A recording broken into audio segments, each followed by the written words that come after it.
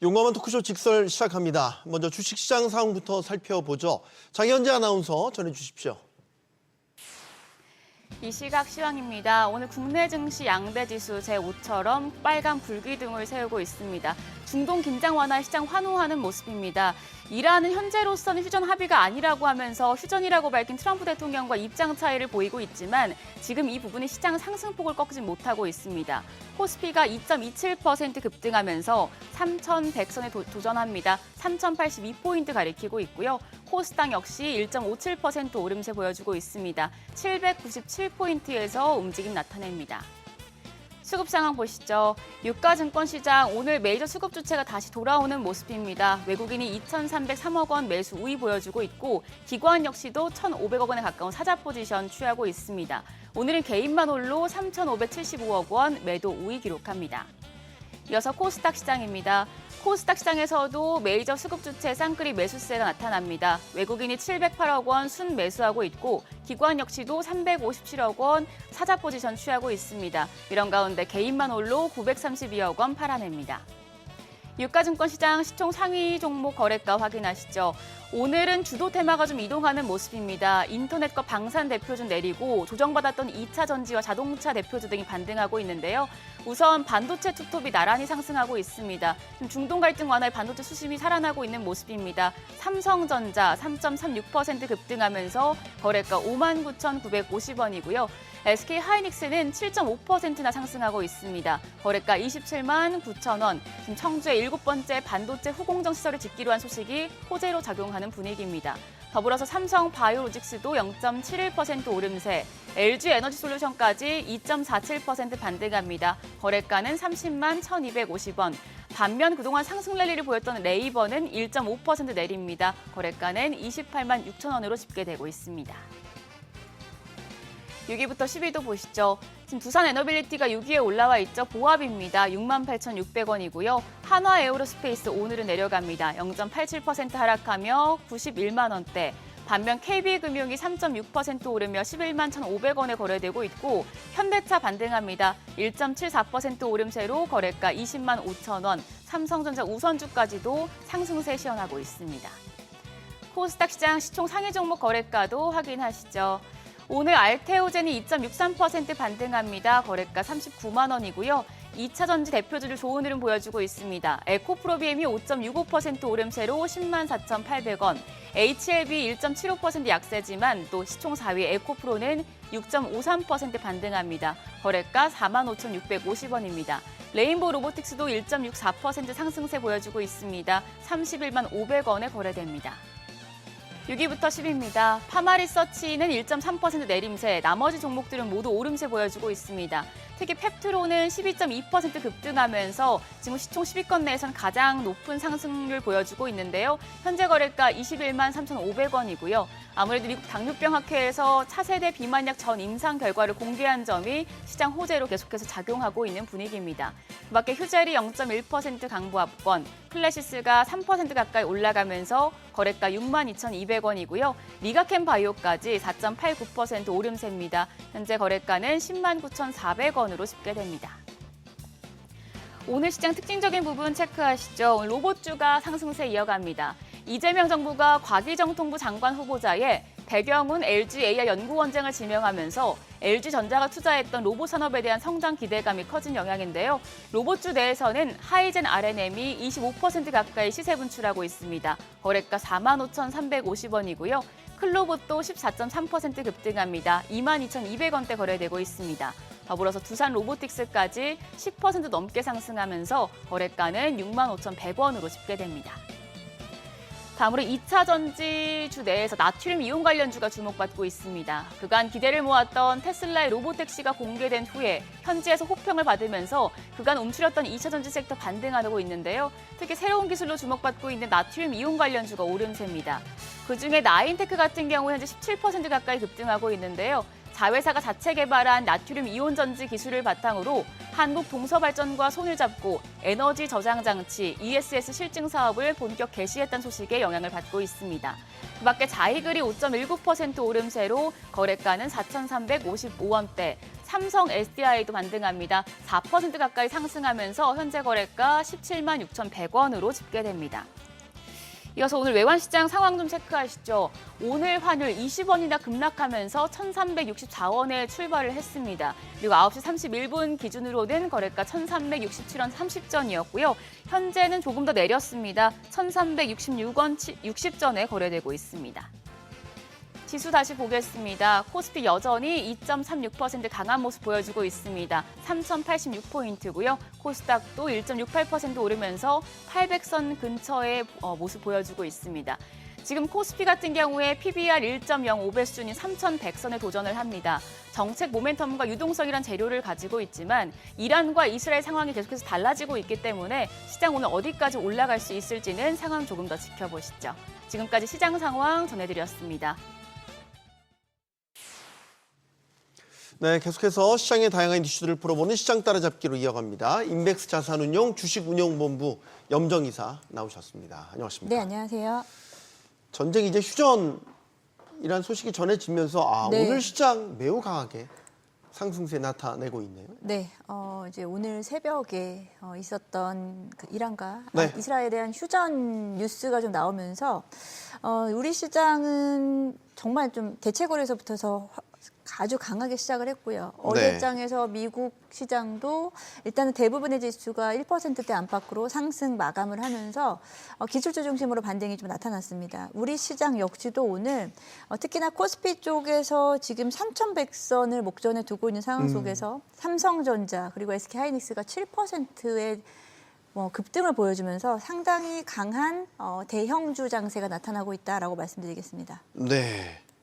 어제 사실 전쟁 위기가 네. 고조됐던 어제장에서도 네. 낙폭이 크진 않았어요. 특히 맞습니다. 오후장 들어서 낙폭을 거의 다 회복하는 모습을 보이면서 우리 시장 내에 매수세가 상당히 강하다는 게 또 확인이 계속해서 되고 네, 있죠. 말씀하신 대로 어제 장 초반에는 사실 하락 출발을 해서 상당히 좀 걱정을 했죠. 네. 어제 이제 월요일장이다 보니 지난 주말 사이 있었던 뉴스로 인해서 어제 같은 경우에는 개인들이 코스피에서만 1조 3천억 원 이상 순매수를 하면서 네. 지수를 좀 많이 받쳐줬어요. 그리고 장 후반 들어서는 낙폭을 대부분 다 만회를 하면서 마감을 했습니다.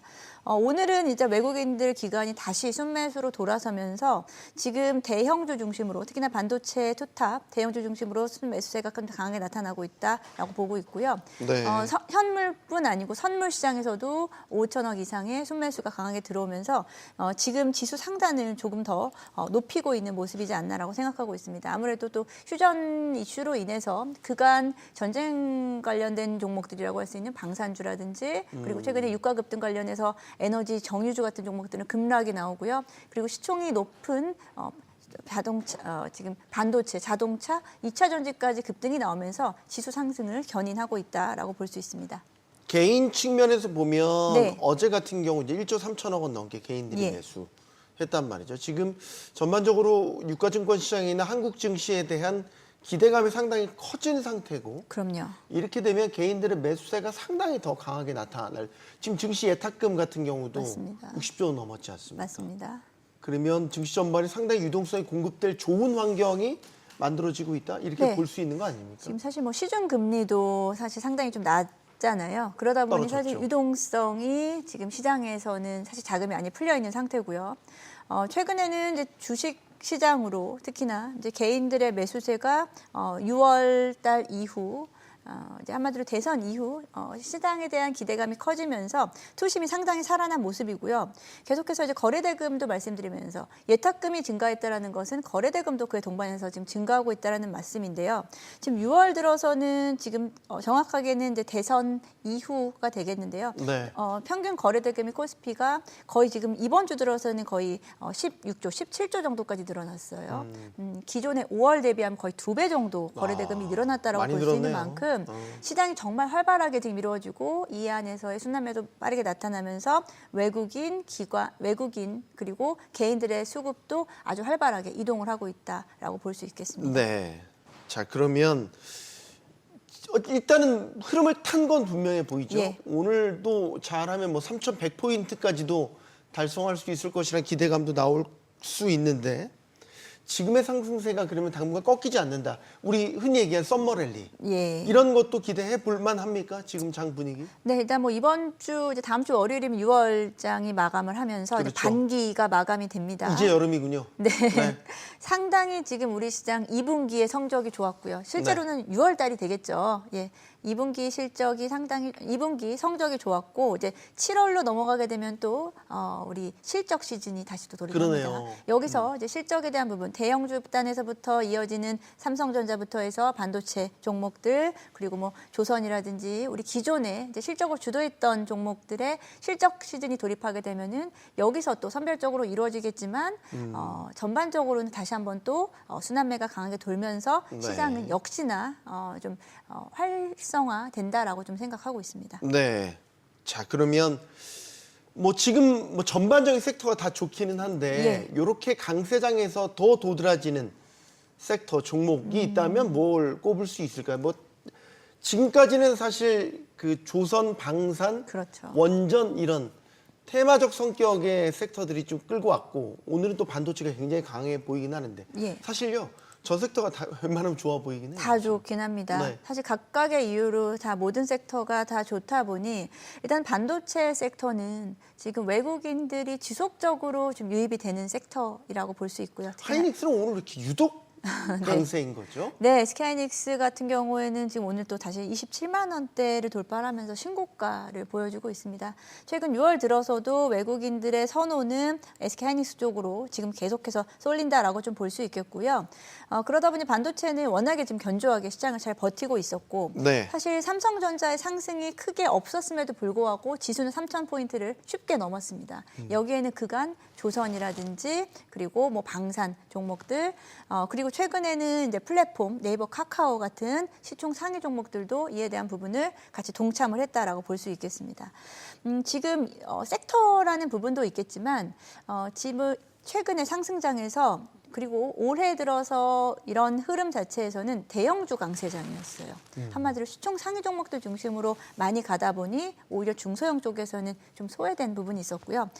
이제 지수의 상승률 보시면은 코스피 대비 코스닥은 좀 덜 오른 부분이 있습니다. 네, 맞아요. 예, 그래서 상당히 좀 코스닥 쪽에서는 특히나 코스닥 시총 상위 종목인 2차 전지 쪽에서는 상당히 좀 고전을 면치 못했죠. 그리고 상대적인 박탈감이 좀 상당히 큰 이번 상승장이었습니다. 그래서 일단 기존의 섹터들 반도체는 여전히 견조할 것이다라고 보고요. 네. 뭐 자동차 섹터도 이제 시작이다라고 좀 생각하고 있습니다. 그리고 네이버 카카오는 지금 흔들림이 별로 나타나지 않고 있어요. 아직까지. 레벨업 이후 거기에서 그다음 보여줄 수 있는 기대감이 크기 때문에 코스피는 여전히 견조하다. 근데 코스닥 쪽에서 그런 반등이 세게 나올 수 있을지에 대한 부분은 2차 전지 쪽에 좀 달려있는 것 같습니다. 물론 바이오 쪽도 마찬가지고요.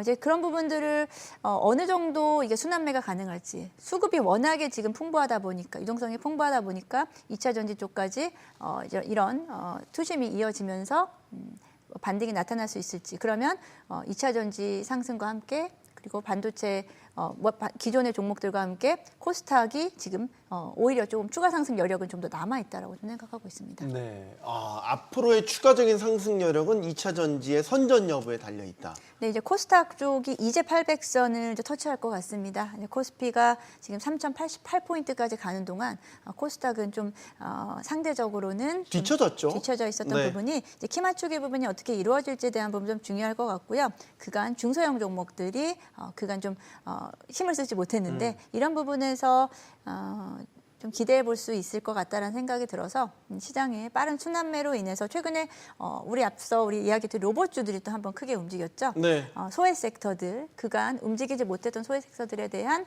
기회를 시장에서 계속 찾고 있는 분위기가 아닌가라고 생각합니다. 조금 엉뚱한 질문이 될 수도 있겠는데 지금 집값이 네, 다시 서울 수도권 중심으로 많이 오르고 있잖아요. 네. 건설 경기가 바닥인 거는 뭐 맞긴 맞는데 이럴 때 건설주에 대한 투자는 어떻게 보세요? 네, 이제 부동산 쪽 뭐 이야기를 하시면은 선제적인 투자가 되겠죠. 만약에 한다면 뭐 최근에는 아무래도 이제 처음에 말씀드린 대로 금리에 대한 저금리 기조가 워낙에 강하기 때문에 이에 네. 따른 유동성이 시장에서 계속 풀려나고 있고 주식시장도 마찬가지고 부동산 시장도 좀 국한된 수도 경기권이지만 이에 대한 부분이 계속해서 자금이 유입되고 있는 것 같습니다. 이제 그렇다고 해서 이제 건설 쪽을 이야기하다 보면 또 정책적인 부분이고 어떤 새 정부의 초기에는 건설주들이 강세를 나타내고 있죠. 그런 부분에서는 단기적으로 시장의 흐름에 맞춰서는 어느 정도는 좀 반등을 좀 할 수 있겠다라고 좀 보고 있는데 여전히 이제 건설 경기가 아직까지는 온전하게 살아나는 분위기는 아니기 때문에 네. 건설주들도 대형 건설주, 특히나 최근에 뭐 현대건설 같은 경우에는 주택 경기 내수랑은 좀 상관없이 원전 이슈로 좀 많이 올랐잖아요. 맞아요. 이제 그런 부분들이 종목별로는 좀 상이하게 갈 수 있겠다라고 생각하고요. 건설주들은 일단은 대형주, 중대형주 중심으로는 접근은 지금 가능한 시기는 맞다라고 생각합니다. 한국의 닷컴 그 열풍을 일으켰던 그 네이버와 카카오 예. 한때 뭐 국민주로까지 부상했다가 오랜 동안 부침을 겪었는데 다시 이제 그들의 시대가 돌아왔다라는 요즘 이야기 네. 많이 나오고 네이버 카카오 주가 정말 뜨겁지 않습니까? 네, 오늘 네이버 카카오 주가를 아침부터 면밀히 살폈는데 아침장에서 일단 하락이 좀 세게 나왔습니다. 네이버는 오늘 좀 조정 받네요. 예, 조정을 받다가요. 지금 하락폭을 상당히 많이 만회했어요. 네. 카카오도 지금 플러스를 전환을 했습니다. 어제장에서는 그러니까 최근에 카카오 네이버를 외국인들의 매수세가 상당히 강했었는데 어제장에는 살짝 팔았습니다. 그리고 개인들이 이제 엄청 다시 또 사기 시작하는 네. 어떤 수급이 살짝 이동하나 그래서 오늘 아침장에서 좀 걱정을 했어요. 급락이 좀 나올까 봐. 근데 최근 시장은 9시에서 10시까지는 관망을 하자라고 제가 매번 말씀을 드리는 만큼 시장이 그 1시간 내에 빠르게 움직이고 변합니다. 수급도 빠르게 변하는 만큼 네이버 카카오의 상승 추세는 조금은 더 이어질 수 있을 거다라고 좀 보고 있고요. 정책적인 모멘텀에다가 하반기로 이어지는 각 회사, 카카오라든지 네이버, 특히나 카카오 쪽에 대한 하반기에 대한 기대감이 커지고 있는 상황이죠. 오픈 AI와의 협업에 대한 AI 서비스가 본격적으로 출시가 되고 그리고 카카오 쪽에서의 발견 영역에 대한 출시로 인해서 이에 따른 광고 매출 전반적인 실적 개선이 나타나고 결국은 AI가 지금 붙었던 쪽이 하드웨어 쪽도 강하지만 이 소프트웨어 쪽, 플랫폼 쪽으로도 지금 온기가 빠르게 확산되면서 여기에다가 말씀드린 대로 이제 수급의 영향이 상당히 큽니다. 이런 부분들이 스테이블 코인 관련해서 이슈도 있고요. 지금 모멘텀이 아직은 너무 풍부하기 때문에 지금은 조금은 더 네이버 카카오는 더 가져갈 수 있는 구간이 아닌가라고 저는 생각합니다. 네, 여기에다 만약 실적까지 뒷받침되는 그렇죠. 게 확인이 되면 네. 뭐 상당히 우상향에 대한 기대를 더 크게 가져볼 수도 있겠죠. 자, 이렇게 증시가 뜨겁습니다. 각 종목도 종목별로 봐도 섹터별로 봐도 상당히 뜨거운 종목들이 많이 있습니다. 이제 이렇게 되면 걱정이 그거죠. 네. 슬슬 이제 공매도에 대한 걱정. 어쨌든 과열된 종목에 공매도가 들어오는 게 뭐 일반적으로 나타날 수 있는 것이고 최근에 그렇죠. 네이버의 대차 잔고가 증가했다. 네, 뭐 이런 것들을 보면 대비할 필요가 있지 않겠습니까? 네, 아직까지는 이제 우리가 공매도를 우려할 만큼의 시장이 투심이 조금 더 강하다라고 좀 보고는 있습니다. 이제 화면에 나오듯이 이제 대차 거래 상위 종목들 대부분 다 시총 상위 종목들이긴 합니다. 네. 지금 코스피 시총 상위 종목도 중심으로 여기서 저는 좀 유의하셔야 될 것은 최근에 좀 상승폭이 컸었던 쪽이 이제 방산이라든지 원전이라든지 이런 쪽에 대한 부분은 사실 지금 조금은 좀 신경을 쓰셔야 될 부분이라고 생각하는데요. 그 외에 뭐 LG엔솔이라든지 뭐 네이버, 카카오 같은 경우에는 이제 상승 추세를 이어간다라고 했을 경우에는 저는 아직은 그 대차 잔고라든지 공매도 쪽에 대한 우려보다 지금 시장의 상방이 어디까지 열릴 것인지에 대한 부분을 먼저 더 고민을 해야 되지 않나. 지금 말씀하신 대로 시장에서는 비관론자들은 단기 고점에서 여기서 급락에 대한 부분을 대비해서 예를 들어서 하락에 베팅한다 이런 부분들은 아직까지는 우리가 조금 좀 조심해야 되는 구간이 아닌가 네. 생각합니다. 자, 지금 말씀하시는 동안 코스닥이 800포인트 돌파했습니다. 상당히 또 오늘 기념비적인 기록을 네. 또 하나 세웠네요. 11개월 만, 거의 1년 만에 800선 상향 돌파. 이것도 이제 코스닥도 키 맞추기 같이 네. 코스피의 이 상승세를 열심히 쫓아간다? 네. 뭐 이렇게도 보여지네요. 네, 말씀 앞서 드린 대로 코스피 같은 경우에는 이미 연고점을 한참 넘어섰죠. 네. 코스닥은 여전히 연고점에 대한 부분이요. 이제 돌파하기 시작한 구간인 것 같습니다. 코스닥 쪽이 그간 좀 소외됐었던 중소 섹터, 중소 종목들이 또 여기에서의 또 저는 이렇게 말씀을 좀 드리는데요. 또 이제 반기 기준으로 해서는 또 수익률에 대한 부분도 신경을 써야 되는 이런 반기 마감이거든요. 네. 그러면은 이번 한 주 그리고 남은 다음 주 월요일까지는 또 중소 섹터도 조금은 더 관심 있게 봐야 되지 않을까라고 좀 생각합니다. 네. 자, 이제 미국장 이야기를 살펴보죠. 네. 미장도 어쨌든 중동 전쟁에 민감하게 반응을 했다가 지금 휴전 네. 이야기가 나왔고 또 금리 인하 기대감도 좀 하반기에는 있는 맞습니다. 것 같아요. 네. 그래서 간밤에 뉴욕 증시는 좀 많이 올랐어요. 네, 뭐 사실 아주 많이 오르진 않았고요. 미국장이 열리는 시간 동안에 휴전에 대한 이야기는 아직 나오지 않은 시점이었어요. 그렇죠. 반영은 그렇지- 안 된 거죠. 예, 반영이 안 됐음에도 불구하고 1% 전후로 대부분 다 상승 마감을 했습니다. 네. 기술주 중심으로도 대부분 종목들이 다 플러스 마감을 해줬고요. 물론 여기에 뭐 테슬라의 급등이라든지 이런 부분들이 좀 분위기를 조금 더 상승 추세로 좀 보여졌다라는 부분도 있겠는데요. 지금 뭐 미국장 같은 경우에는 우리 시장은 그간 6월달 동안 아주 가파르게 코스피가 상승했지만 실제로 미국장이라든지 중국 시장이라든지 글로벌 증시는 최근 한 달 동안 조금은 횡보 구간에 있었어요. 네. 그러다 보니 만약에 이런 지정학적 리스크가 해소된다라고 하면은 추가 상승 여력은 좀 더 남아 있다라고 좀 볼 수 있겠고요. 지금 미국장 같은 경우에는 이제 이번 그 휴전 합의가 이제 오늘 아침에 나왔었기 때문에 지금 미 선물 같은 경우에는 한 0.7에서 0.9% 사이 정도에서 지금 상승을 이어가고 있다라는 점 보여지고 있고요. 미국장은 여전히 그럼에도 불구하고 견조한 흐름 나타냈고 말씀하신 대로 이번에 미 연준 이사가 7월에 금리 인하에 대한 이야기를 좀 거론했다라는 점도 네. 좀 긍정적이다라고 좀 볼 수 있겠습니다. 네. 우린 대형주 위주의 이제 장세. 예. 미국도 보면 빅테크 중심인데 테슬라가 간밤에 급등했잖아요. 네. 우리 서학개미들이 가장 사랑하는 종목 중에 하나이니까 이 테슬라가 이렇게 급등한다라는 거는 네. 시사하는 바가 미장에도 좀 있을 것 같아요. 로보택시도 출연했고 네. 일론 머스크도 CEO로 돌아왔고 그렇죠. 좀 정상으로 뭐 이제 돌아온 테슬라가 느낌이죠. 뭐 네. 예전의 저력을 발휘하는 것인가? 네, 지금 어제 같은 경우에는 테슬라가 그 주인공이 됐던 것 같은데요. 로보택시가 본격적으로 지금 거리를 횡보하기 시작했습니다. 네.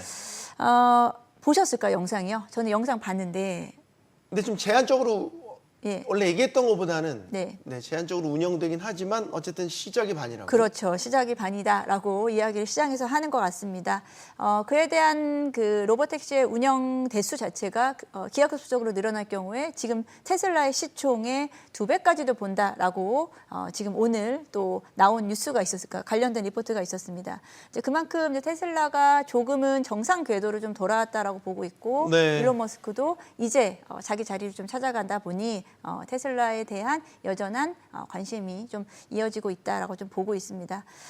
관련해서는 오늘 테슬라 관련해서는 일단은 자율주행 종목들도 같이 장 초반에 급등이 나왔고요. 네. 그리고 우리나라 2차 전지 종목들도 아무래도 전기차 쪽에 연관이 되어 있다 보니 오늘 강세가 좀 나왔고요.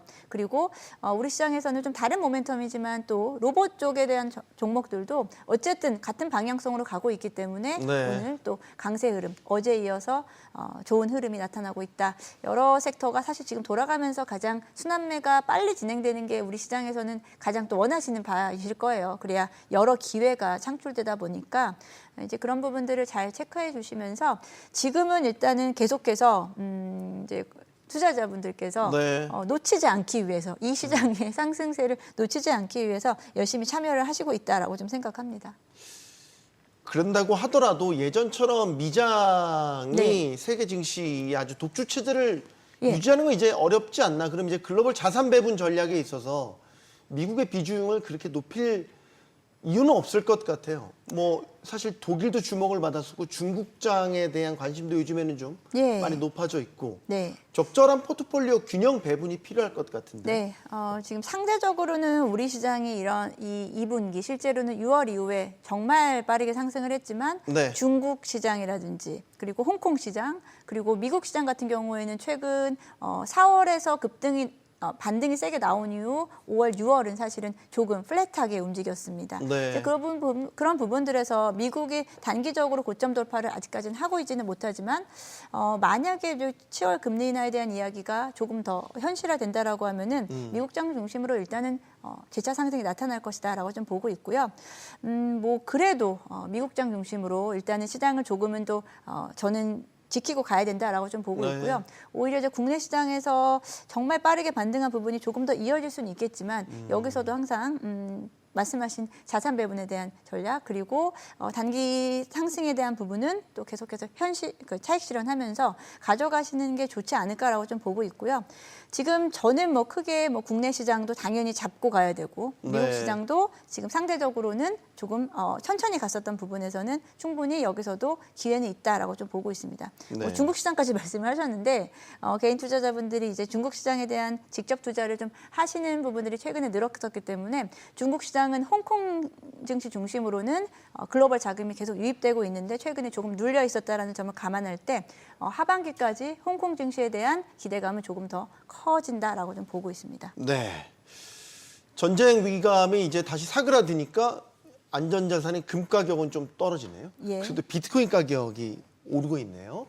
지금 한화 기준으로 1억 4,500만 원까지 네. 올랐습니다. 그럼 이제 또 이것도 무게 비중을 이제 달리해야 되겠네요. 금 비중을 좀 줄이고 뭐 예를 들면 비트코인 투자를 좀 높인다든가. 사실 근데 최근에는 비트코인도 안전자산 쪽에 속하는 것 같습니다. 모르겠어요. 위험자산이라고 위험자산이긴 할 때도 있고, 합니다만 안전자산이라고 자기가 우길 때도 있는 것 같기도 하고. 좋은 대로 이제 맞춰가는 것 같은데 네. 일단은 가상자산, 코인 쪽에서 보게 되면은 비트코인은 안전자산이 맞습니다.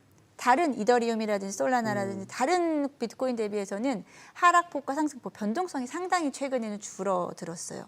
네. 그만큼 상대적으로는 조금 안정성 있는 쪽에 속한다고는 보고 있고요. 뭐 비트코인 최근에는 비트코인 쪽에 지금 트럼프 대통령도 그렇고 이제 지금 너무 지금 신경 쓸 게 많다 보니 가상화폐 쪽에 대한 최근에 좀 이슈가 좀 없었습니다. 그런 부분에서 좀 횡보 구간에서 약간의 좀 움직임이 나타난다라고 보고 있고요. 네. 여전히 이제 지금 시장 분위기는 아직까지 뭐 예단할 수는 없겠습니다만 안전자산에 대한 선호도보다는 약간은 좀 위험자산에 대한 부분도 투심이 많이 좀 개선됐다라고 보고 있기 때문에 네. 뭐 최근엔 조금은 좀 공격적인 투자 중심으로 투자자들의 마음이 좀 가지 않았나라고 생각합니다. 알겠습니다. 시장 따라잡기 여기서 마무리하겠습니다. 인베스트 자산운용 염정 이사와 함께 했습니다. 고맙습니다. 네, 감사합니다.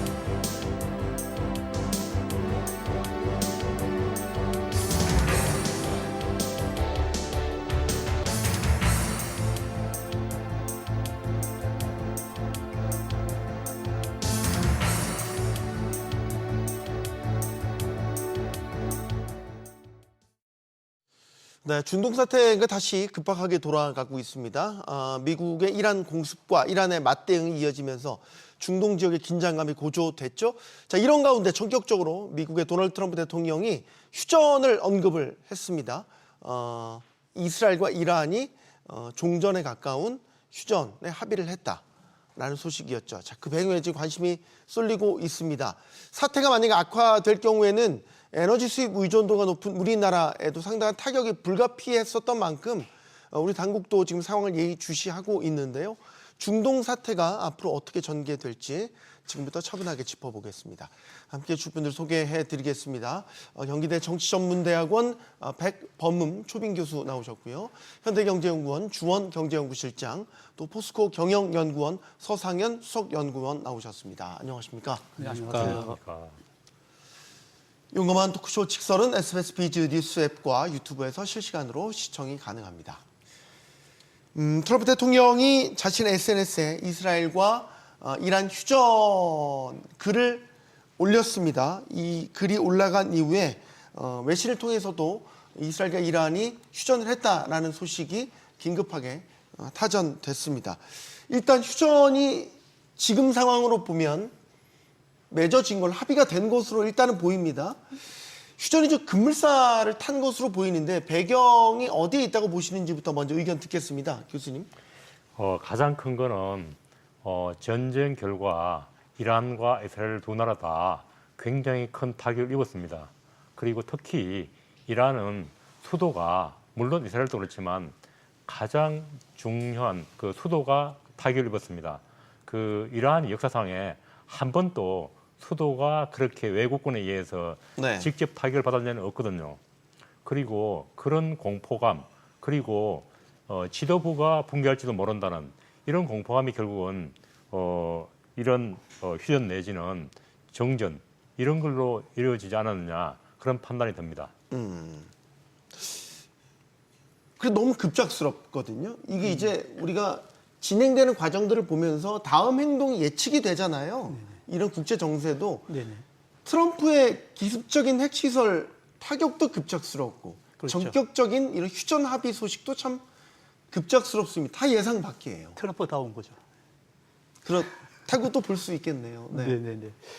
사실은 전쟁을 어떻게 끝맺음할까 이게 사실 가장 큰 국제적인 관심사인데 지금 이스라엘과 이란이 받아들이지 않을 수밖에 없는 게 조금 전에 우리 교수님께서 말씀하셨지만은 양국에 워낙 큰 타격이 있었고 특히 이란 같은 경우는 정권 교체가 가능할 수 있다는 이런 굉장히 시급한 이런 문제도 있고 특히 이제 이란 같은 경우는 지금 현재 한 발 물러난 후에 좀 더 국가를 다시 추스려서 또 다시 미국과 또 다른 이제 협상을 가시는 이런 하나의 어떻게 보면 휴지기 차원에서도 협상에 응했을 것 같고요. 이스라엘 같은 경우도 지금 현재 자국민의 피해도 있고 그런 차원에서 지속적으로 또 이란을 때릴 수 있는 그런 상황도 아니고 그래서 지금 이제 트럼프가 뭐 용감하게 아니면은 트럼프식다운 이런 이제 갑작스러운 휴전을 꺼냈을 때 양측이 뭐 수용할 수밖에 없는 그런 구조가 아닐까 이렇게 생각합니다. 트럼프 대통령이 직접 군사 개입을 했잖아요. 예. 그것도 이제 전격적으로 예를 들어서 처음에 2주간에 이란이 준비할 수 있는 시간을 줄 것처럼 했다가 바로 그냥 이튿날 핵시설 타격을 해버렸단 말이죠. 이게 주요했다고 보세요, 그러면? 예, 그러니까 이게 트럼프란 분이 트럼프 대통령이 원래 굉장히 손자병법을 좋아하는 사람입니다. 그러니까 그러니까 손자병법을 말하는 괴계가 속임수 그리고 성동격서 그리고 이제 거기 나오는 말 중에 하나 병귀신속입니다. 그러니까 굉장히 속임수를 통해서 적이 생각하지 못하는 방법으로 타격을 가해서 큰 피해를 입히는 거죠. 그러면 기습을 당한 나라는 정말로 정신이 없어지고 그러면서 이제 그 살 길을 찾게 되고 이런 요소가 굉장히 강하다고 봅니다. 그래서 성공을 했죠. 결국은 성공을 했고 기습으로 성공을 한 겁니다. 그 공격 후에는 또 트럼프 대통령이 이란 정권 교체 가능성도 시사를 했단 말이죠. 그러면 이란 측에서는 이런 것들에 대한 부담을 상당히 크게 느꼈다. 사실 정권 교체에 대해서는 이란인이 사실 크게 부담은 가지지 않을 수도 있는데 왜 그러냐면 미국이나 이스라엘을 통해서 외부로부터 정권 교체 구조가 사실 이란은 아니거든요. 네. 뭐 지금까지 구축해 놓은 신정 정치가 48년 동안 이어져 오고 있었고 그리고 그 하부 밑에는 이슬람 그 혁명 수비대 같은 이 탄탄한 또 군 조직도 있기 때문에 외부에서 이렇게 뭐 정권 교체를 한다 해서 발생할 가능성이 없고 두려운 거는 전쟁의 후유증에 의해서 내부로부터 국민들의 불만이 어떻게 나올지 그게 사실 더 이제 큰 두려움이었기 때문에 트럼프의 뭐 정권 교체보다는 그걸 이제 이 외부 그 국민 내부에 있는 국민들이 그 내용을 받아들여서 그럼 우리도 서방처럼 한번 이렇게 아래로부터 한번 정권을 교체해볼까 이런 게 분위기가 올라오면은 그거는 큰 부담인데 뭐 트럼프의 사실 이제 정권 교체 이 그 단어는 어떻게 보면 협박용으로 사용되지 않았나 이렇게 보입니다. 하메네이 이제 최고 지도자죠. 인기가 없죠. 내부에서 예전같이 강한 지지를 받지는 못하는 것으로 알고 있는데 사실 오랫동안 미국의 경제 제재도 받아왔기 때문에 이란 경제 상황도 굉장히 피폐해져 있다고는 전해지고 있습니다. 그러니까 원유 수출 같은 경우도 중국을 제외하면 사실상 다 통제당하고 그렇죠. 있지 않습니까?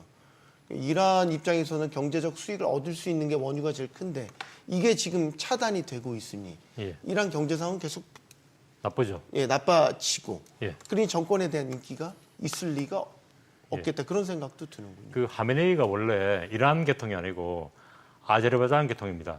그러니까 인종적으로 이란이라는 나라가 다양한 인종으로 되어 있거든요. 가장 이란족이 많고 그다음에 아제르바이잔족, 쿠르드족, 그다음에 발로치산족 이렇게 되어 있는데 그 하메네이는 그 아제르바이잔족이고 거기다가 또 말씀하신 대로 이란 경제 사정이 좋지 않습니다.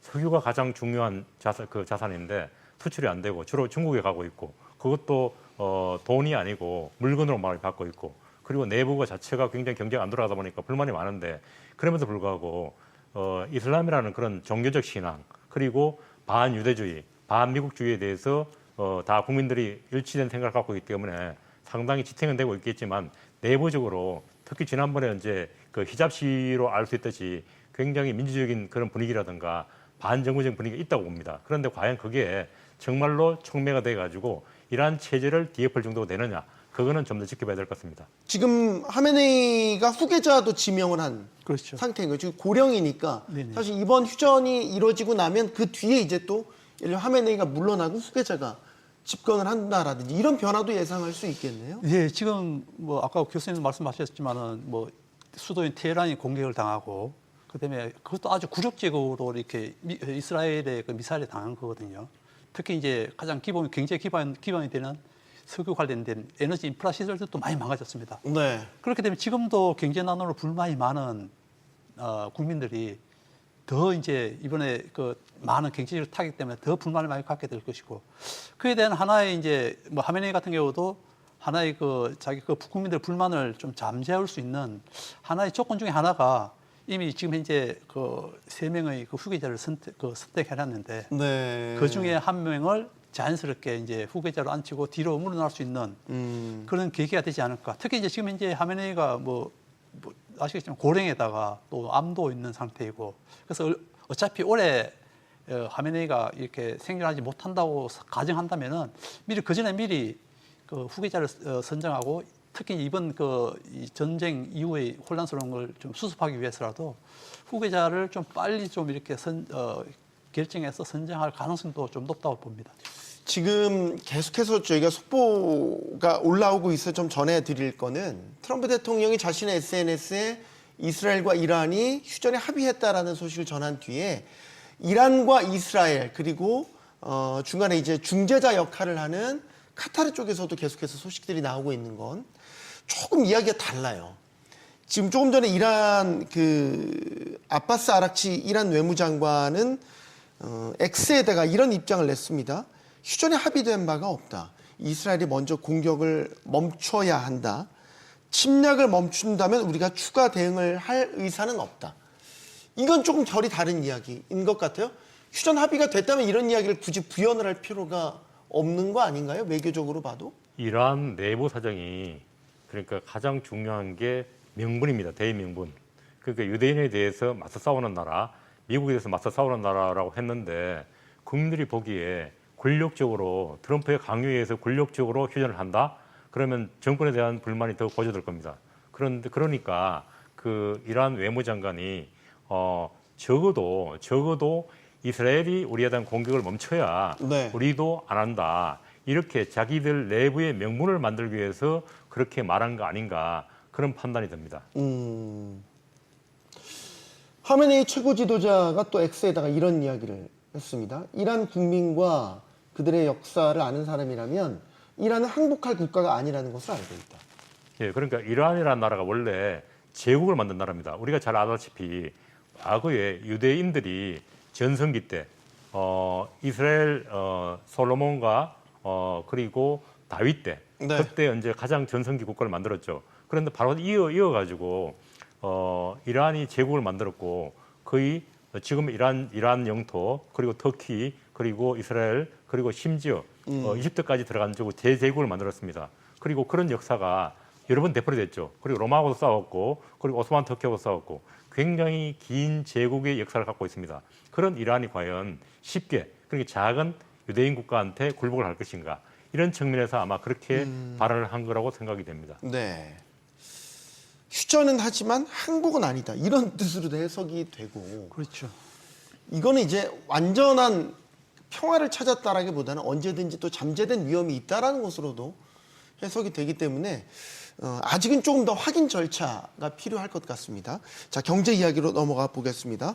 어쨌든 이스라엘이 이란을 전격적으로 공습을 하고 그 뒤에 이제 미국이 핵시설을 또 직접적으로 타격을 하고 이러면서 금융시장이 상당히 출렁이었는데 휴전 소식이 전해지면서 또 급격하게 안정을 찾는 모양새입니다. 실장님. 네. 상당히 출렁인 건 아니고요. 생각보다는 덜 네. 출렁인 것 같고요.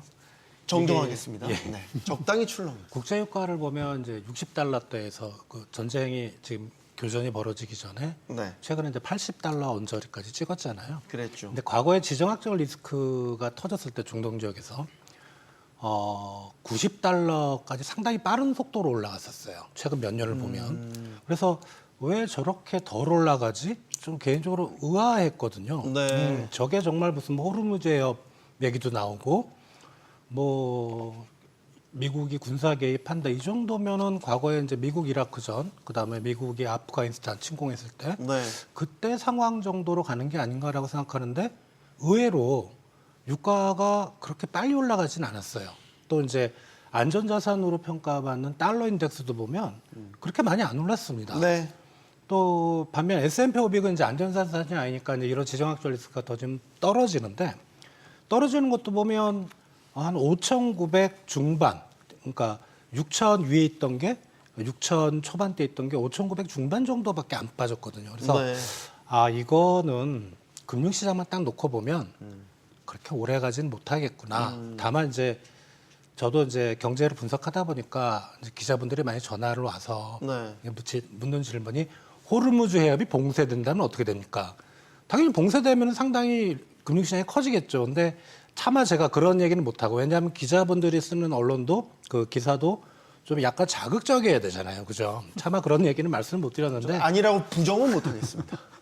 분위기 자체는 생각보다는 혹시 뭐 이런 말씀 드린 그런데 요 6월 10일 날 이제 본격적으로 이스라엘이 때렸잖아요. 네.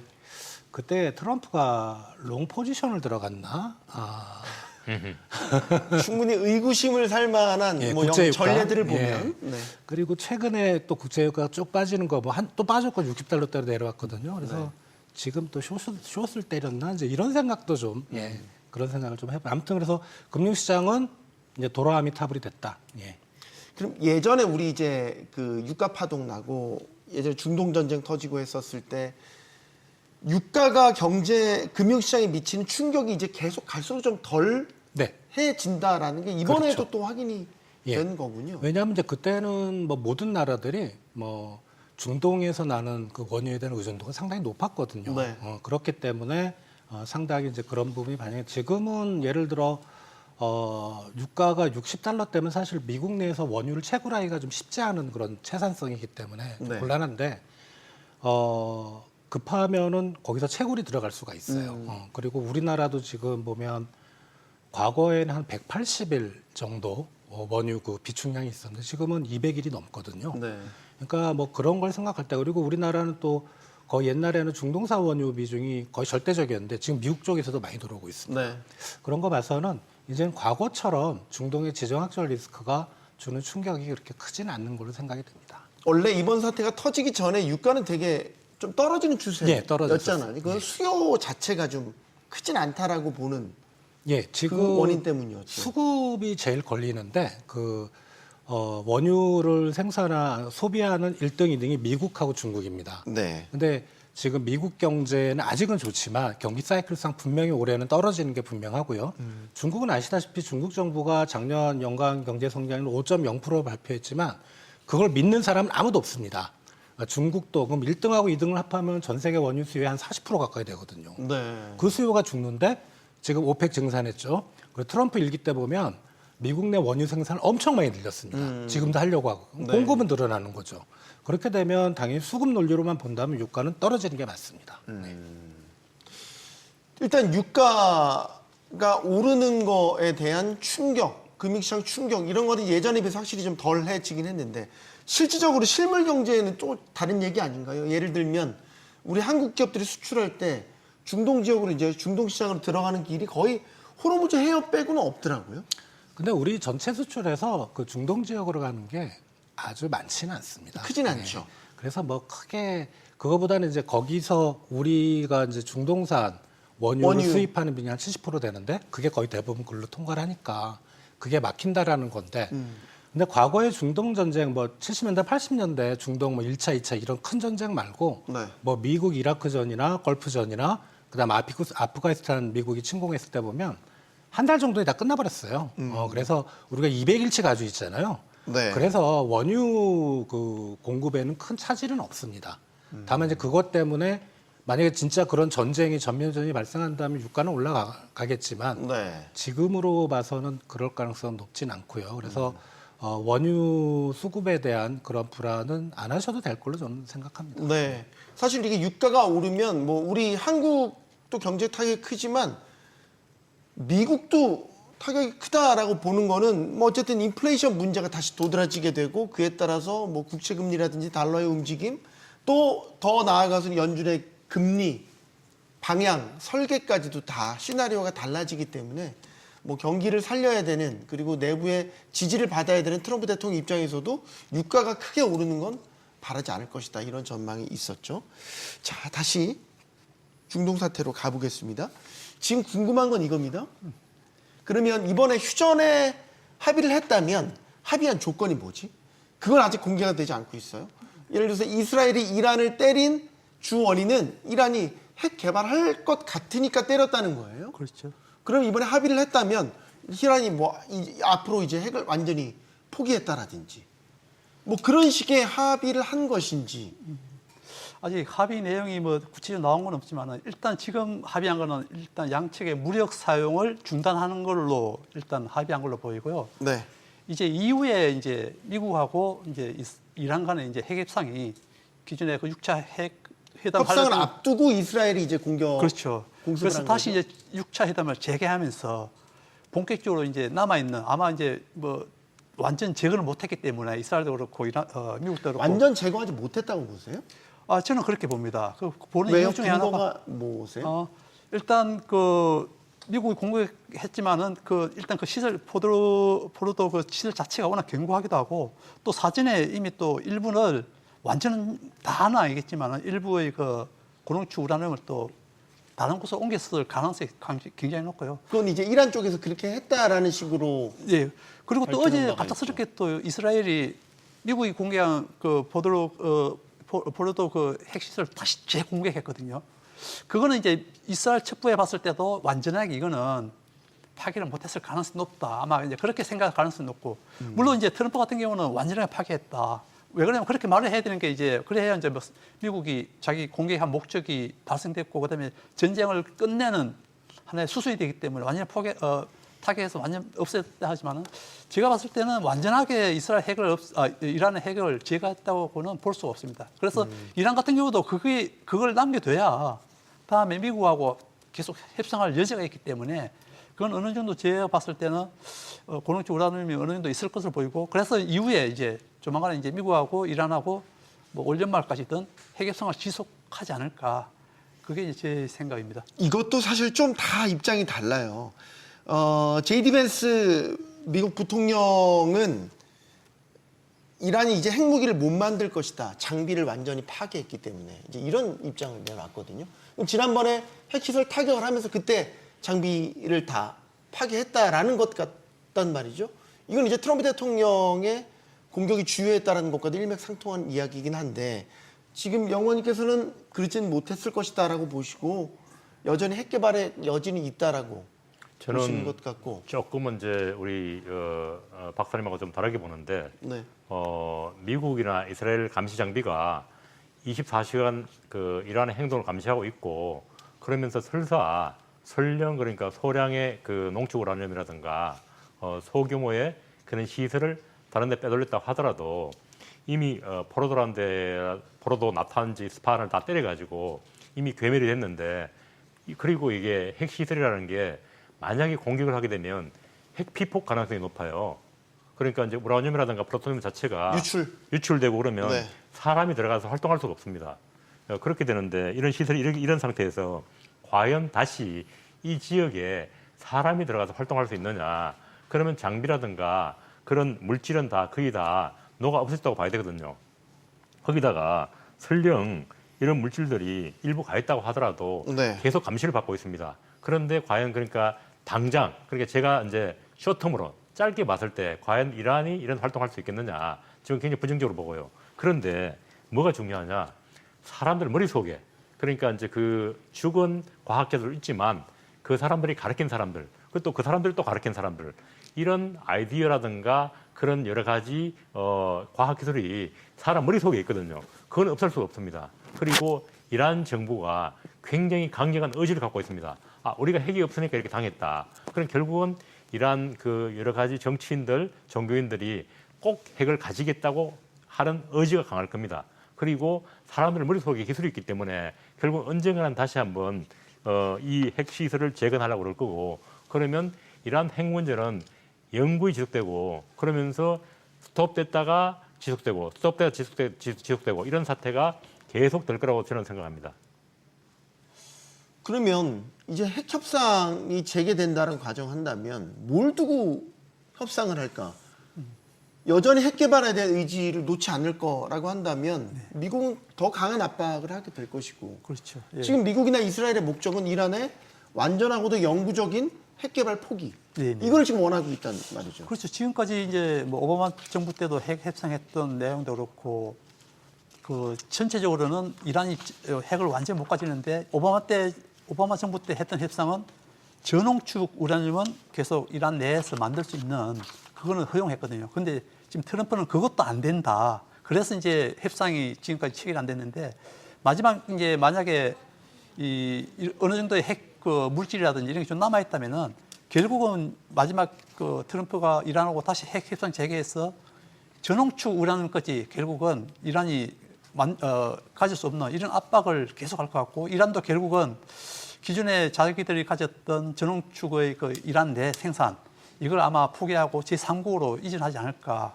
그렇게 되고 이란 같은 경우는 만약에 핵 물질이 없으면은 미국하고 협상할 여지가 없습니다.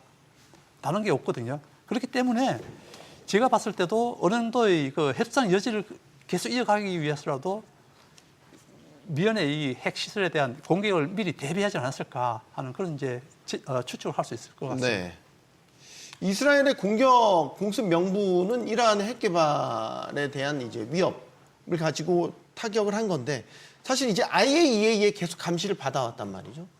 그리고 핵 개발에 대한 구체적인 징후는 없다라는 게 최근까지의 IAEA의 입장이었단 말이죠. 그럼 지금 이란의 핵 개발 능력 정도를 어느 정도로 봐야 되냐? 우리가 예를 들어서 북한이랑 이란이랑 비교를 하지 않습니까? 북한은 이미 핵탄두도 있고 장착해서 발사를 할 수 있는 능력도 갖추고 있다라고 보는 거죠. 이란은 지금 그 수준까지는 아니라고 그렇습니다. 봐야 되는 거죠. 예. 이란은 이제 핵 물질을 농축하는 단계고 그리고 일부 중도로에서 플루토늄을 이제 추출하는 단계입니다. 그런데 거기에서 보통 기록 보시면 한 40kg, 50kg 그렇게 되니까 보통 한 7, 8개의 핵탄두를 만들 수 있는 수준이다 이렇게 나옵니다. 네. 그런데 거기다가 이제 이란의 이제 장점이 이미 상당 수준의 그 미사일 기술 그걸 갖고 있기 때문에 만약 핵탄두만 만들면 그대로 장착을 해서 이스라엘을 때릴 수 있는 겁니다. 그리고 이스라엘이 가장 두려워하는 게 뭔가 하면 다른 나라들과 달리 이란은 신정체제입니다. 네. 그리고 과거에 일본의 가메카제처럼 굉장히 파나틱한 사람들이라는 겁니다. 그러니까 이제 그 유대인에 대한 적대감 그리고 이스라엘 체제에 대한 두려움 이런 게 결부돼 가지고 언젠가는 우리가 저 이스라엘을 적어도 전술핵으로 때려서 없애버리겠다. 이런 강한 그런 이제 그 의지를 갖고 있기 때문에 이스라엘 네. 사람들이 그걸 두려워한 겁니다. 그래서 아무리 저 단계의 핵 개발을 하더라도 우린 저걸 우리의 잠재적 적이기 때문에 잠재적 위협이기 때문에 반드시 없애야 되겠다. 이런 강한 소신 하에서 공격을 한 겁니다. 네.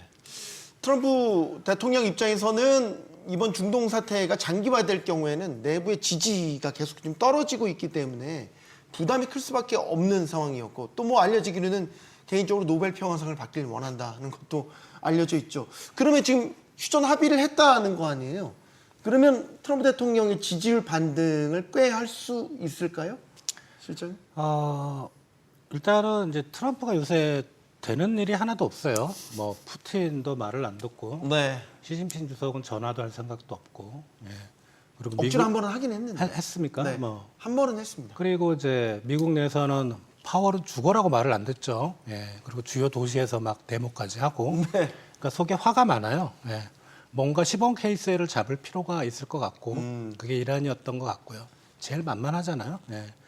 아무튼 뭐 이 건을 계기로 이제 뭐 공식적으로 이스라엘하고 이란 쪽에서 뭐 휴전, 뭐 정전, 종전 얘기는 없는데 네. 자기가 먼저 트윗을 올렸다는 거, X에 올렸다는 거는 말씀하신 대로 이제 나 이렇게 잘했어.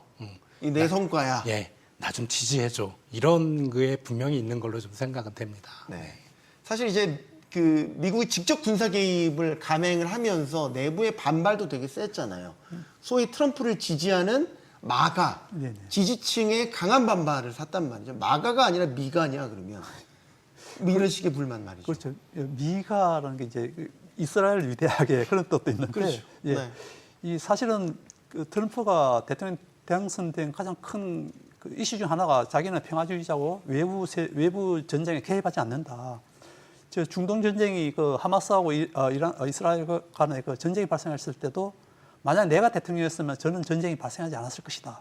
그렇게 공언했는데 결국은 이란 이번에 전쟁에 끌어들어갔는데 그럼으로써 이제 이 국내에 있는 마가 주요 이제 뭐 정책을 만들었던 이런 또 주요 이제 트럼프 측근들 이런 세력들이 이제 굉장히 반발을 많이 하고 있죠. 네. 분명히 우리가 당신을 대통령 만든 거는 외부 세계 외부 분쟁에 개입 안 하는 걸 조건으로 해서 했는데 근데 왜 우리의 뭐 약속을 어기냐 이런 식의 반발을 하기 때문에 굉장히 그 향후에 뭐 이 전쟁을 통해서 지지도가 어느 정도 올라갈 수 있지만 결국은 만약 이게 한번 선례가 되고 또 다른 또 분쟁에 또 개입할 수 있다는 그런 또 선례가 남을 수도 있기 때문에 마가 입장에서는 굉장히 지금 현재 분위기는 안 좋은 입장입니다. 내부 경제 상황을 보면 미국 경제가 지금 관세를 본격적으로 하기 전이긴 하잖아요. 유예 기간인 거잖아요. 근데 이제 트럼프에 대한 지지가 이제 많이 떨어진 상태란 말이죠. 그러니까 이런 내부 상황을 봤었을 때 외부에 이렇게 무게를 실고 관심을 두는 게 네. 트럼프 행정부 입장에서는 굉장히 큰 부담인 거고 반대도 상당히 많이 있었고 이런 상황들을 빨리 조기에 끝내고 싶었다라는 게 트럼프의 바람이었다라는 거죠. 그게 뭐 모든 그 국가들의 정치인들이 그런 식으로 하거든요. 내부의 불만이 팽배할 때는 바깥에다 관심을 살짝 돌렸다가 그게 마무리되면 이제 다시. 그렇긴 한데 이제 트럼프가 전쟁을 빨리 끝내고 싶었던 이유가 여러 가지가 있는데 제가 생각할 때는 하나가 좀 걸리는데요. 관세 말고 이제 재정 적자 문제거든요. 지금 미국의 재정 적자가 작년 기준으로 GDP의 3.6%, 네. 3% 우리 기준 잡는데 넘어갔죠. 그 2001년 그 9월 11일 날 9.11 사태 터지고 한 달 있다가 미국이 10월 7일 날 아프가니스탄 전쟁에 개입을 했잖아요. 네. 2001년에는 미국의 재정 수지가 1,871억 달러 흑자였는데 2002년 바로 그 다음에 왜냐하면 이제 그때 전쟁하면 이제 군비가 쏟아붓죠. 예. 네. 2002년에는 1,877억 적자였습니다. 그리고 2003년에는 미 이라크 전이 초반에 발생했는데 3,221억 적자가 났었거든요. 네. 이 말은 만약에 미국이 여기서 전쟁을 더 끌면 재정 수지는 더 나빠지고요. 그건 결국 미국 내 지지율과도 문제가 있고 특히 파월은 그걸 보고 이제 금리 인하는 없어 이렇게 나올 수가 있거든요. 그러면은 지금 트럼프가 제일 원하는 건 부동산 경기 띄우는 건데 지금 금리대는 막혀 있거든요. 네. 그러면 트럼프 입장에서는 상당히 좀 곤란해지는 상황입니다. 파월한테 명분을 자꾸 주니까. 그래서 전쟁을 더 끌기는 상당히 좀 부담스러웠을 거라 저는 개인적으로 생각합니다. 트럼프 대통령이 부동산 경기를 끌어올리는 진작시키려는 이유는 뭐가 있나요? 경기 활성화 방편인가요? 예, 지금 우리나라로 지금 주택담보대출 모기지 금리가 안 떨어지고 있거든요. 네. 그러다 보니까 부동산 경기가 바닥을 끼고 있는데 트럼프 이번 대통령 선거 공약 중에 하나가 부동산 경기 띄운다 했습니다. 그걸 지금 못 지키고 있는 거고. 그리고 지금 미국의 경기 동행지수나 선행지수를 보면 선행지수는 완전히 꺾였어요. 한참 오래전에. 네. 근데 동행지수는 전혀 안 꺾이고 있거든요. 그러면 미국 경제가 좋네? 그게 아니고 그런 상황이라면 이제는 꺾일 때가 됐다는 거죠. 그 꺾일 때에 미국 경제가 경착륙하는 걸 막을 수 있는 거는 전통적인 방법이 부동산 경기 띄우는 거거든요. 예. 자, 이번 전쟁의 진정한 승자는 이스라엘 네타냐후 총리라는 말이 나오고 있습니다. 사실 네타냐후 총리가 처음에 그 공격을 받았을 때만 해도 무방비 상태로 받았고 정보력에 있어서도 문제를 드러내면서 내외부의 공격을 한꺼번에 받았었는데 이제는 좀 전세가 역전이 된 것 같아요. 결과적으로 보면 다 원하는 대로 이루어냈단 말이죠. 어떻게 보십니까? 원래 이스라엘이 중동에 박혀 있는 미국의 쐐기입니다. 그리고 네탄야후가 처음에는 그렇게 하마스한테 일방적으로 공격받아가지고 상당히 인기를 잃었죠. 그런데 제가 외교부에 제 동료들한테 이제 다방면으로 이제 확인해 보니까 네. 이스라엘에서 현재 네탄야후만한 정치인이 없다. 그리고 네탄야후 머릿속에는 이스라엘을 중동의 패권국가로 만들겠다는 생각이 있고 그래서 아브라함 협정을 통해서 아브라함 협정이라는 게 옛날 아브라함의 후손들인 이스라엘 아랍 국가들이 다 합쳐서 이란의 팽창을 막겠다 이런 식으로 이제 전개되는 협정이거든요. 네. 그래서 이스라엘 머릿속에는 이스라엘이 주동이 돼가지고 사우디아라비아 그리고 카타르, 쿠웨이트, UAE 이런 나라들을 묶어서 이란에 대응하겠다 이렇게 했는데 이번에 굉장히 좋은 계기가 된 게 결국은 하마스 괴멸됐고 그다음에 레바논에 또 레바논 세력도 괴멸됐고 그다음에 시리아도 지금 정권이 바뀌었고 그리고 후티는 뭐 좀 남아 있지만 약화됐고 그러니까 이란을 치기 아주 좋은 기회였고 이란을 공격했지 않습니까? 성공했고 네. 그러니까 물론 전쟁이라는 게 경제에 피해를 가져오지만 가장 큰 이런 이스라엘 사람들의 요구 사항인 우리를 장기적으로 없앨 수 있는 저 이란 핵을 갖다가 완전히 괴멸시켰고 이렇기 때문에 네탄야후의 정치적 장래는 몇몇 분들은 물론 비관적으로 보는 분도 있지만 저는 네탄야후의 시대가 상당 기간 더 지속될 거라고 봅니다. 네. 이제 가자 지구와의 인질 협상도 벌여야 되고 내부적으로 이제 연정을 하고 있는 극우 정당들의 그 강경 대응에 대한 압박도 있다고 들었는데 이런 것들이 순리적으로 좀 풀 수 있는 환경은 만들어진 것 같아요. 근데 지금 네타냐후 같은 경우는 지금 현재 아시겠지만 뭐 부패라든지 여러 가지 건으로 지금 현재 기소가 되어 있습니다. 네. 이스라엘 검사에. 그래서 만약에 국가가 정상화되고 하면 계속 이제 그 조사를 받아야 되는 그런 상황이고 뭐 상당한 혐의가 있기 때문에 사실 그 직을 유지한다는 그 보장을 못 하거든요. 연임 가능성이 낮다고 보세요? 연임은 제가 봤을 때는 제 그 개인적인 생각으로는 좀 낮다고 보는데 그 이유가 이제 교수님께서는 이제 뭐 이번에 이란까지 때려서 이제 네타냐후가 국민들의 영웅이 된다고 했지만은 사실 그 와중에 이스라엘이 상당수 그 인명 피해가 많았거든요. 특히 그 하마스의 그 기습 공격을 못 막았다는 그거는 굉장히 큰 지도자 입장에서는 굉장히 큰 문제라고 다 지금 현재 이스라엘 국민들이 인식을 하고 있습니다. 네. 그래서 언제든지 뭐 선거를 통해든 아니면 뭐 검찰 조사를 통해든 그 부분은 반드시 짚고 넘어가야 된다는 게 이스라엘 국민들의 생각이거든요. 그리고 예전에도 이 전쟁에서 이스라엘이 승리를 했지만은 큰 타격을 받았을 때는 그 총리가 유인되는 게 사례가 없었거든요. 그런 측면에서 봤을 때는 네타냐후가 공과 그다음에 여러 가지 또 다른 문제점도 있지만은 제가 봤을 때는 뭐 연임하는 데 있어서 좀 힘들지 않을까 그런 게 제 개인적인 생각입니다. 네. 미국으로 넘어가 보겠습니다. 일단 트럼프 행정부는 이스라엘과 이란의 갈등을 이제 휴전을 통해서 종식을 시켰다라고 본다면 다음 과제는 뭐냐, 주한 실장님. 그럼 이제 관세 협상. 어느덧 7월 8일로 예정돼 있는 유예 기간이 거의 이제 끝나갈 때가 됐습니다. 지금 현재 영국을 제외하면 사실 합의에 서명을 하는 곳이 없습니다. 우리나라 입장에서도 지금 사실 이제 이번 주에 실무회담 예, 하죠. 개인적으로는 지금 중동 지역에 시선을 둘 게 아니고 7월 8일을 정말 중요하게 생각을 해야 되는데 네. 이번 중동 사태는 뭐 주된 목적은 아니지만 미군이 그렇게 개입한 것도 그 관세 협상에 약간의 좀 플러스 요인으로 작용하지 않을까? 예. 뭐 꼭 그런 건 아니지만 네. 미국은 여전히 강하다. 우리한테 까불지 마. 그러니까 관세 협상도 성실임해. 이런 라인으로 흘러가지 않을까라는 생각이 드는데 네. 뭐 다른 나라는 지금 상관이 없고 우리나라 입장에서 지금 상당히 좀 중요한 포인트고요. 지금 철강 자동차까지 완전 관세를 두들겨 맞았기 때문에 네. 가장 최저한이 이제 10%잖아요. 그죠? 그러니까 가능하면 10% 밑으로 내려가면 좋은데 지금 이제 막 우리 통상교섭본부장도 바뀌었고 네. 물론 이제 그 전까지는 실무진들이 계속 협상을 하고 있겠지만 그리고 이제 요번에 그 G7회의 때 우리 대통령께서 이제 트럼프하고 어떻게 좀 한번 이렇게 하려고 하다 못했잖아요. 네, 그래서 양자회담 못했죠. 그게 한 번 만나고 안 만나고가 상당히 중요한데 그것도 상당히 좀 우려가 되고요. 그래서 어떤 결과가 될지는 모르겠지만 우리 이제 협상이라는 기본적으로 받는 게 있으면 뭔가 줘야 되지 않습니까? 네. 저는 관심을 가지는 게 우리가 과연 줄 게 뭘까? 혹시나 농축수산물 쪽에서 엄청난 우리가 개방을 해야 되는 건 아닌지. 이거는 상당히 우리 사회적으로 갈등을 엄청 증폭시킬 수가 있어요.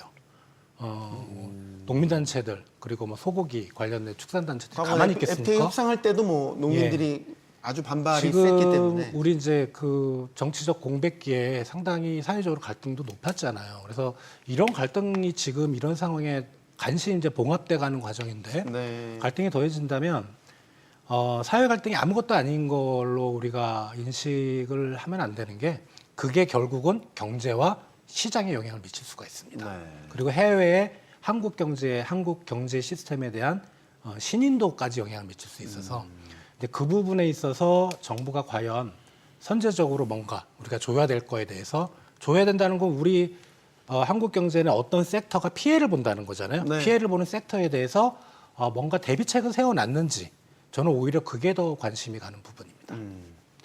이번 주에 이제 실무회담이 이제 예. 3차, 공식적으로는 3차이거든요. 새 정부가 들어선 첫 실무회담입니다. 예. 의미가 있을 것 같아요. 이제 미국 입장에서도 다 중동 사태 일단락 지었으니까 이제 정말 관세 협상에 집중을 할 것 같기도 하고요.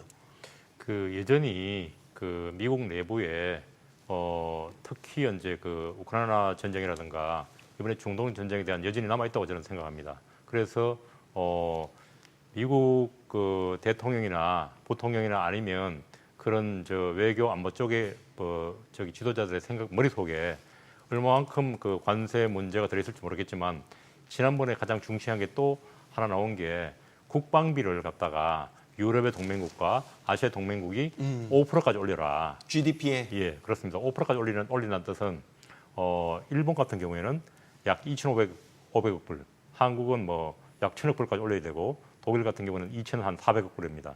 그러면 거의 한 나라의 예산의 20%거든요.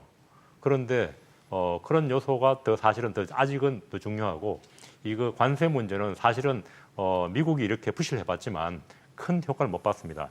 미국 내부에 굉장히 큰 타격을 줬죠. 그래서 미국 내부에서 고관세 정책이 과연 맞느냐 여기에 대한 회의도 많았기 때문에 과연 그렇게 미국이 전에 처음에 나왔던 것처럼 그렇게 강하게 고관세 정책을 밀어붙일까? 그리고 카운터파트 국가들한테 그렇게 강하게 압박을 가할까는 저는 그렇게 옛날처럼 그렇게 고관세 정책 이러고 협상이 미국 일방적으로 그렇게 흐르지는 않을 거라고 생각합니다. 서영 의원님은 어떻게 보세요?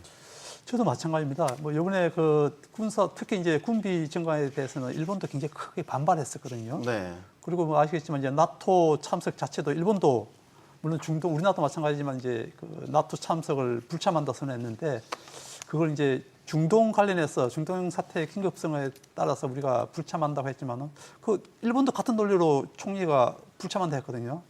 그런 거 보면은 나토에 가면 어차피 군비 관련해서 이야기가 많이 할 거고 그에 대해서 듣고 싶지 않은 얘기를 많이 듣게 예. 그런 측면에 봤을 때 이번에 뭐 나토 불참도 하나의 그 이유가 되지 않을까. 물론 우리나라 같은 경우는 이제 뭐 새 정부 들어서서 이제 북한과의 관계라든지 아니면 중국, 러시아의 관계 이런 것도 있기 때문에 뭐 서방 중심의 군사 그 논의를 하는 군사력을 논의하는 나토에 참가하는 것에 대해서는 또 뭐 크게 뭐 이렇게 내키지 않은 그런 상황인 것도 같고. 그래서 이제 사실은 이제 그렇지만 이제 우리가 또 수출로 이렇게 이 경제를 먹고 사는 그런 상황에서 미국과의 그 통상을 또 집중 안 하면은 사실 우리에게 향후에 다가올 뭐 과제들이 너무 많거든요. 그래서 제가 봤을 때도 뭐 물론 실무 회담 이제 이제 시작한다 하지만은 보다 더 윗선에서 사실 이제 좀 더 집중력을 갖고 미국과의 관세를 좀 충분히 대비도 해야 되지만은 우리의 전략도 잘 짜서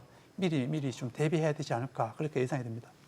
올해 우리나라의 경제 성장률을 전망하는 이제 기관들의 전망치가 사실 상당히 많이 내려왔지 않습니까? 실제로 이제 1분기에는 뭐 0% 성장률이 나타났고 어떻게 보십니까? 관세 협상이 어떻게 매듭 지어지느냐에 따라서 성장률의 눈높이도 달라질 것 같은데요, 실장님. 네. 일단은 저희가 한 0.7 정도로 올해 거를 전망을 했고 네. 추경 이전에 네. 그리고 최근에 나오는 이제 기관들의 전망치 보면 한 1.0까지는 약간 좀 높아지는 것 같아요. 새 정부 들어와서 조금 높아지는 경향이 거기 이제 추경 30조를 반영을 하는 것 같은데요. 네. 딱 거기까지 관세 협상의 결과에 대해서는 어느 기관도 그걸 왜냐하면 어떻게 결과가 나올지 모르니까 그냥 지금 수준의 관세 정도로 시나리오를 잡은 것 같거든요. 근데 관세 협상 결과가 만약에 생각보다 상당히 좀 안 좋게 나왔다. 우리한테. 예. 예. 그러면 성장률은 다시 0%로 하향 조정할 겁니다. 그게 상당히 큰 이유가 뭐냐면 지금은 어떻게 보면 이제 1분기 거의 0% 마이너스 0.2%인데 수출 내수가 워낙 안 좋거든요. 근데 수출은 어느 정도 좀 받쳐줬어요. 내수라는 거는 뭐 소비나 뭐 이런 지표들 보면 이게 개선되는 그 속도가 상당히 느립니다. 네. 그러니까 지금 정부가 이제 소비 쿠폰도 발행하고 뭐 내수 진작책을 쓰는 게 지금 당장은 어렵거든요. 빨라야 연말에 좀 그 효과가 나오려나? 잘못하면 내년 넘어갈 수도 있고요. 네. 그런데 그런 상황이기 때문에 여기서 만약에 수출까지 비록 추경을 써서 내수를 받치고는 있지만 수출까지 관세가 우리한테 불리하게 작용해서 수출까지 안 된다. 그러면 이거는 그냥 내수도 안 좋고 수출도 안 좋고 잘못하면 마이너스 성장까지 나올 수 있는 상황입니다. 그래서 7월 8일 또 말씀드리는데 7월 8일 날 관세 협상 그 결과는 상당히 우리한테 어떻게 보면 새 정부 들어서도 상당히 중요하고요. 국민들한테 상당히 중요한 그런 협상 결과라고 할 수 있습니다. 근데 걱정이 그거예요. 7월 8일 얼마 안 남았잖아요. 지금 며칠이야? 오늘 6월 23일. 네, 그렇죠. 인데 7월 8일이면 이제 2주 이제 얼마 안 남은 시점인데 과연 그때까지 새 정부가 이제 와서 우리 본부장 통상교섭 본부장도 새로 임명하고 협상에 사실상 이제 처음부터 다시 나서야 되는 상황인데 물리적으로 시간 합의할 수 있는 시간이 가능하겠냐라는 거죠. 그런데 이제 네. 그 새 통상교섭 본부장이 이미 통상교섭 본부장 한 분입니다. 여한구 씨라고요. 그러니까 이제 문재인 정부에서 통상교섭 본부장을 했고 그리고 그 이후에도 물론 여한구 씨가 통상교섭 본부장을 한 건 아니지만 그 실무팀들이 계속해서 정인교 본부장 하에서 계속 협상을 해왔습니다. 그래서 이런 미국과 제가 알기로는 미국과 어느 정도 의견을 모아가고 있는 단계인 걸로 알고 있습니다. 그래서 그 과연 그러니까 그때까지 될지 안 될지 모르겠지만 네. 우리가 무방비 상태에서 준비가 안 돼 있는 건 아니고요.